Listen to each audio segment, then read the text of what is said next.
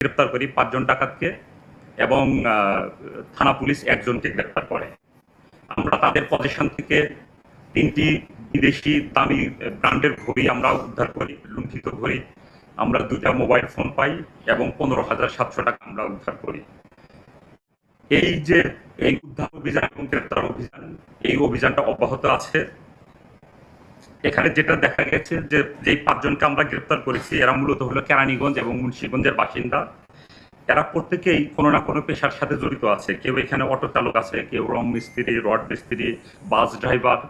তারা এইসব সাধারণ কার্যক্রমের পাশাপাশি তারা তাদের জিজ্ঞাসাবাদে যেটা আমরা জানতে পেরেছি যে তারা মোটামুটি তাদের দরিদ্রতার জন্যই তারা এই ঘটনাটা ঘটিয়েছে। আমাদের প্রাথমিক জিজ্ঞাসাবাদে আমরা এই তথ্যটাই পেয়েছি। আরেকটা ঘটনা, আমরা মাদক উদ্ধারে যাই আপনার যাত্রাবাড়ি ক্যাম্পের একটা দল কদমতলী এলাকায়। সেখানে সেই অভিযানে গিয়ে আমরা দুর্ধর্ষ ২ জন অস্ত্রধারী সন্ত্রাসী আমরা খবর পাই। তৎক্ষণাৎ তাদের সেখানে আমরা অভিযান পরিচালনা করে অস্ত্রসহ ২ জন সন্ত্রাসীকে আমরা গ্রেপ্তার করি। এর ভিতরে একজন হলো জিতুর বিরুদ্ধে ১২টি মামলা আছে। বড় ধরনের সকল অপরাধের সাথে সে জড়িত। তার বিরুদ্ধে হত্যা মামলা আছে, ডাকাতি মামলা আছে, মাদকের মামলা আছে, ১২টি মামলা। এবং আরেকজনকে আমরা গ্রেপ্তার করি অস্ত্রসহ, তার নাম হলো হুমায়ুন হোসেন রনি। রনির বিরুদ্ধে কদমতলী থানায় বিভিন্ন রকমের ৯টি মামলা আছে। মূলত এরা মাদক ব্যবসা করত এবং এই মাদকের ব্যবসা নিয়ন্ত্রণের জন্য বিভিন্ন ধরনের সন্ত্রাসী কার্যকলাপ পরিচালনা করত। এদের কাছ থেকে আমরা একটি বিদেশি পিস্তল, একটি ১ নলা বন্দুক ও ৬ রাউন্ড গুলি আমরা উদ্ধার করি। এদের বিরুদ্ধে নিয়মিত মামলা, অস্ত্র আইনে ডিএমপি ঢাকার কদমতলী থানায় নিয়মিত মামলা রুজু হয়েছে। আপনারা ইতিমধ্যে অবগত আছেন যে গত ১২ তারিখে আমরা একটা অভিযানে যাই পাবনা সদরে।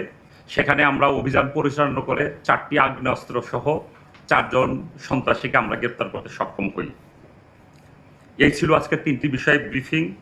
আমরা আমাদের যেই কার্যক্রম, সেই কার্যক্রম আমরা অব্যাহত রাখব এবং আমাদের প্রচেষ্টা থাকবে র্যাপিড অ্যাকশন ব্যাটালিয়নের আমাদের যে ভালো কাজ, আমাদের যে দায়িত্বশীল কাজ, দেশের মানুষের নিরাপত্তা বিধান করা, সেই লক্ষ্যে আমরা আমাদের যে কার্যক্রম সেটা অব্যাহত রাখব।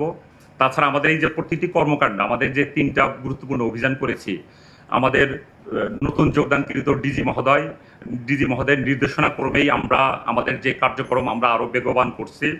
তাছাড়া এডিজি অপারেশন মহোদয় আমাদের যেই নির্দেশনা দেন সেই নির্দেশনা অনুযায়ী আমরা কাজ করি এবং আপনারা দেখেছেন যে র্যাপিড অ্যাকশন ব্যাটালিয়ন কিন্তু আগের যে কোনো সময়ের চেয়ে আমাদের কার্যক্রম কিন্তু অনেক বেশি বেগবান এবং অনেক বেশি দায়িত্বশীল।